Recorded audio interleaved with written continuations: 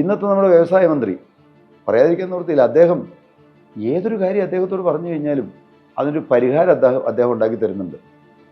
ഒരു കാര്യം പറഞ്ഞു കഴിഞ്ഞാൽ ഒരു സൊല്യൂഷൻ ഉണ്ട്. എന്ത് മാറ്റം വന്നിട്ടുണ്ട് പഴയതിനെ അപേക്ഷിച്ച്, വളരെയേറെ മാറ്റം വന്നിട്ടുണ്ട്. 14 പ്രാവശ്യം സബ്സിഡി മേടിക്കാൻ 38 വർഷം മുമ്പ് എറണാകുളത്തേക്ക് ബൈക്ക് ഓടിച്ചു പോയ മനുഷ്യനാണ് ഞാൻ. എനിക്ക് സബ്സിഡി നിഷേധിക്കപ്പെട്ടു. എന്നാൽ ഇന്നോ ഏതെല്ലാം സബ്സിഡികളുണ്ട്. ഒരു ഡെൻ്റൽ ക്ലിനിക്ക് തുടങ്ങിയാൽ 4 ലക്ഷം രൂപ സബ്സിഡി കിട്ടും. ഇത് ജനങ്ങൾ അറിയുന്നുണ്ടെങ്കിലും അത് നല്ല വശമൊന്നും പറയുന്നില്ല. കേരളം കൊള്ളൂല എന്ന് പറയാനാണ് എല്ലാ ആളുകൾക്കും താല്പര്യം. അങ്ങനെ ഒരു വലിയ ലോബിയുണ്ട്. കേരളത്തിലെ ആളുകളല്ല, പുറത്ത് കേരളത്തിലേക്ക് വ്യവസായങ്ങൾ വരരുതെന്ന് ആഗ്രഹിക്കുന്ന വലിയൊരു കൂട്ടം ആളുകൾ നമ്മുടെ വിവിധ സംസ്ഥാനങ്ങളിലുണ്ട്, പുറം രാജ്യങ്ങളിലുണ്ട്.